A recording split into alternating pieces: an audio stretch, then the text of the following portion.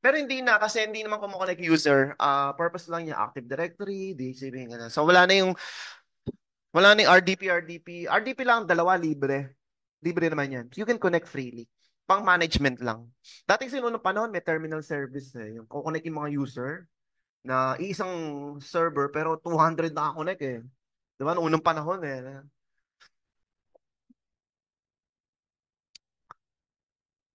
Tapos, paso ninyo, may operating system, hard drive. Pag nag-delete ka ng VM, hindi dinidelete ang disk.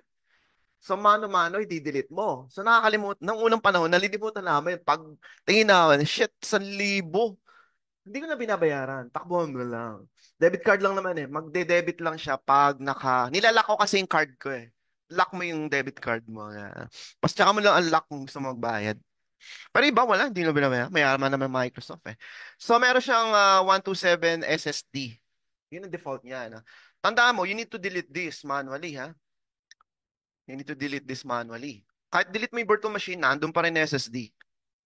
Okay, tatandaan mo. Pag delete naman kasi, remove AC resource AZ-800 star slash force. Yun lang ang command para ma-delete lahat. Isang tirahan lang tanggal na lahat yan. So lahat basic, inbound, 338 allowed. Delete public when BM is deleted. Maganda to. Instead of manually deleting. Tandaan nyo yun, ha? Else, mag-i-increase yung bill. Ngayon, kung gusto nyo pa load balance, no? Para mas mabilis, no? Pwede rin yan. Pero demo lang naman, wag na. Management, free tong foundational cloud security. Encrypted lang to. If you want to integrate yung identity, so you can log in using your Entrata ID, yan yan. Ito yung AD pala, ito yung Entrata naman. Actually may bayad yan. Tapos ginagawa ko, nag-auto shutdown ako pagdating ng alas 5. Kasi let's say nalimutan natin, patayin na lang niya. Oh. 'Di ba? 'Di ba? 'Di ba? Anong oras sa Philippine time? Hong Kong. Hong Kong. +8. Ayun, the usual, no? So mamamatay mag-isa to. Do you need to be notified? Kahit wag na. Kasi kung 14 kayo, 14 emails to. Yari, ano? Do you need backup? Di-delete natin eh. Just in case na may nagtanong, Sir, do you need backup ba? Yan. May bayad yan. Enable automatic update, no? Kahit hindi na. Do you want fully automated yung update, no? Reboot setting, if the changes was patch na apply, you need to reboot, no? Next. And then diagnostic, enable with managed. Patayin nyo na rin yan, na may bayad din kasi yan. Do you need to be alerted if the host is unreachable? So ano yan? Yung parang Microsoft monitoring tool. Kung alam niyo yung monitoring tool, pag ang CPU pumapalo ng 80%, i-alert ka. Pang hard drive mo, 1 gig na lang. Kasi blue screen na yan eh, pag 1 gig eh. Alert ka ba? Pag mabagal ba yung disk na palo mo, 95%, alert ka ba? Let's say 50%, yan.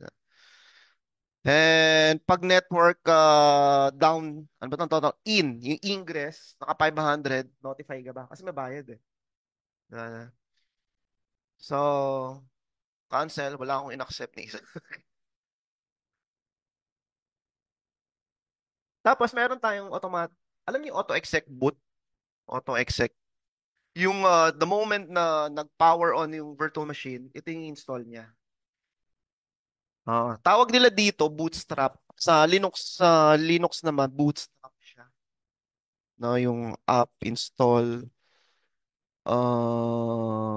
PHP, mga ganon.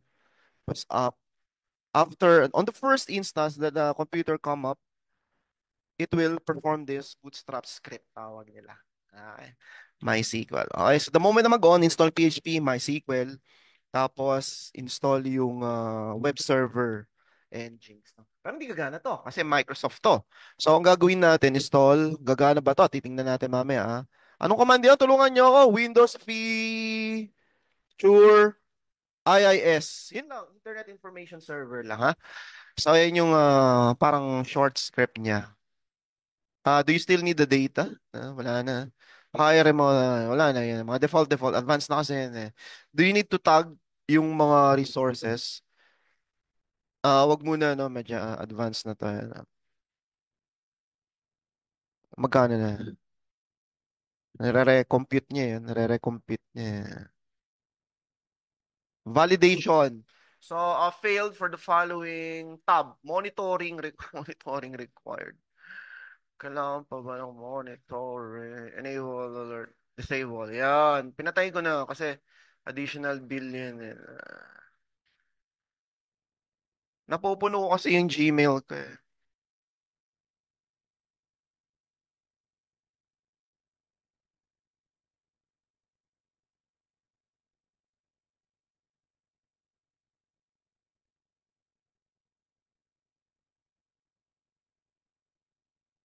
Ay, hindi ko alam password. Shit, hindi ko dala. So, yun na. 76. Nag-increase kanina 73, di ba? So, in this mass or networking. So, if you gonna power for 2 hours, multiply by 0.0730. Yun lang babayaran na. Tapos yung billing will come up tomorrow. Kung 14 kayo, magkano babayaran? Magkano bill natin? 14 kayo. 14 student. Tapos per hora is point 0.0730. So $1 per hour times 2 hours. $2 na yung bill. Mga ganun yung bill. Okay? Deployment is on the way and open uli kayo sa pang-portal. That will take 2 to 5 minutes. Nakita niya deployment. Then, it created resources. Nag-create siya ng resource. Hanapin niyo dito yung created resources. Yun. So, ano yung kinrate niya? Public IP. Okay? Located sa East US. Network Security Group. Ito yung which port you want to allow. Inallow ko lang is 3389. Kung gusto mo ping, allow mo yung ICMP. It created its own VNet, yung networking component, so it can connect to the internet. So yan ang mga resources, tawag dito resources, which belong to the same resource group. Ano ulit yung resource group? Collection of virtual machine IP, network security group, virtual net, storage, and Active Directory Entrata ID. Yung mga ganun. Ito kasi basic lang yun. Ayun, dumami na. Ito yung sinasabi ko sa inyo. Ito yung disk, no? Na you need to manually delete before you leave the office. Um, so if you want to make a copy of the disk, ito yun. Create a VM image version. Okay? Let's say gusto mo ng copy, let's say master copy to ng desktop ninyo. Meron ng Word, meron ng Office 365, may Outlook lahat. So gusto ko i-duplicate. Ito lang yun. Once you have an image version, you can launch by clicking create VM. Let's say, di ba, VM1 to. Create VM2, VM3, VM4, 5, 6, 7. Oh. Cloning, copy paste. Ay, diyan tinitira yan. Pag na-clone mo na, sysprep mo na, pwede nang gamitin. Tapos join mo sa Active Directory, pwede nang gamitin yan. Hindi, dynamic to dynamic. Accessible naman sa net ang dynamic. Okay, tandaan nyo yung mga resources na yan, yun ang kailangan ma-delete. So, kung walang Chris V, ba't V?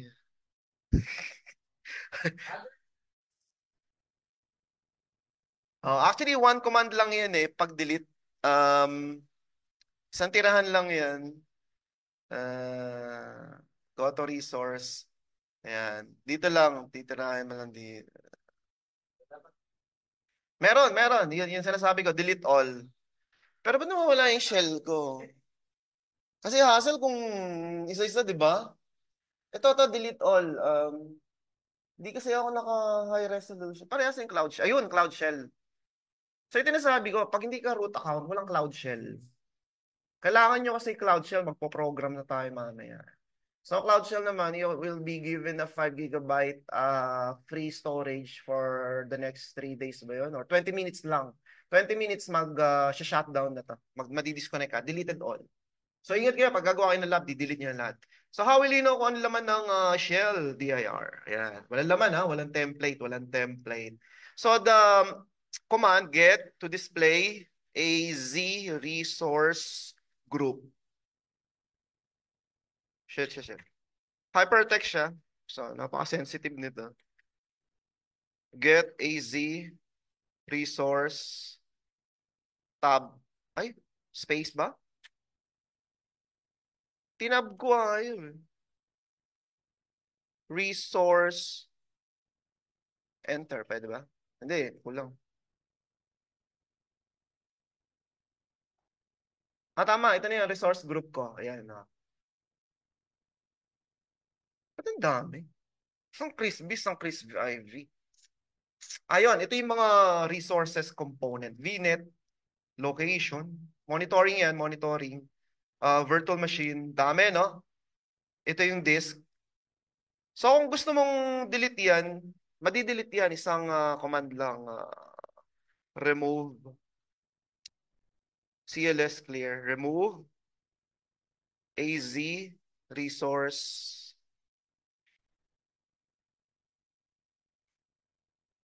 Ay, walang resource ko. Meron, ayan. And then, you only need to type yung AZ800 star. Deleted lahat. Ah, clean up.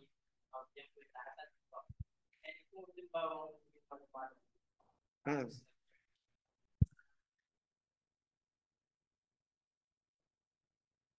Ay, nangyari sa amin yung wala. Yung student, umabot nga ng $2,000 eh. Hindi niya ako binil. Sa very patient ng Microsoft, the following month, bibil ka. Pag hindi pa nabayaran, kuklose lang yung account mo. Close. Tapos nag-recreate ulit ako. Pero ibang phone number. Oo. Hindi kaya. Hindi kaya. Tinest na namin. Sa Easy 104, last year pa yun.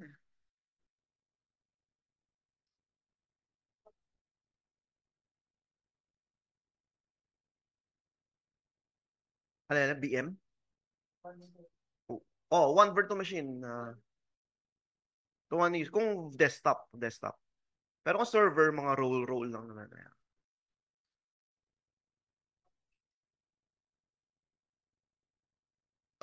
Depende. Yung pag-server kasi, one VM, one Active Directory. Ganun.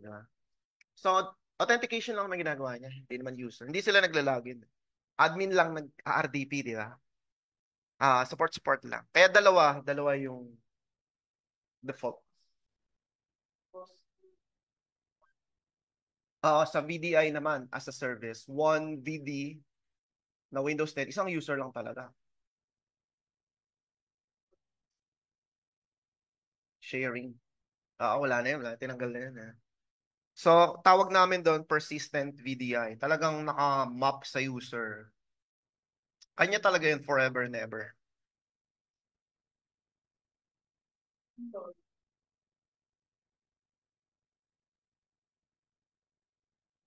Oo. Pag napuno yun, kanya yun. So, hindi naman pwede mag-login yung iba. Pwede rin mag-login yung iba, pero hindi makakalagin yung original user. Hindi makakalagin. Kasi or malalag out siya, ganun. Ayan. So, ito na ang ating virtual machine. Click nyo lang to. Pag hindi to nag-appear, meron kasi akong screen dito. Ayun. So,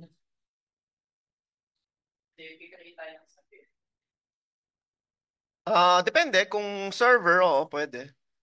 Server kasi tayo. Pwede, multiple user. Mga dalawa. RDP siya. Kaso madi-disconnect yung pangatlo.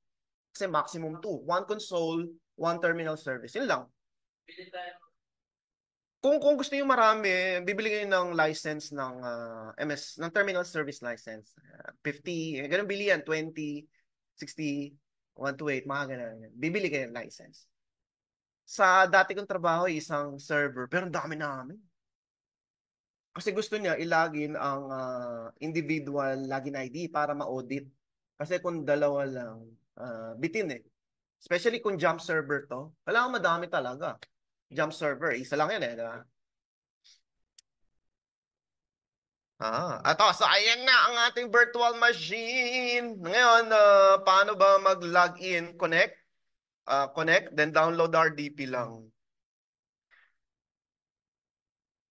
So kung gusto niyo i-verify, shit, ano ba yun? Hindi ko download niyo lang to. Download. Hindi yan. May download dito eh. Yan, download. Kagandahan kasi dito. Download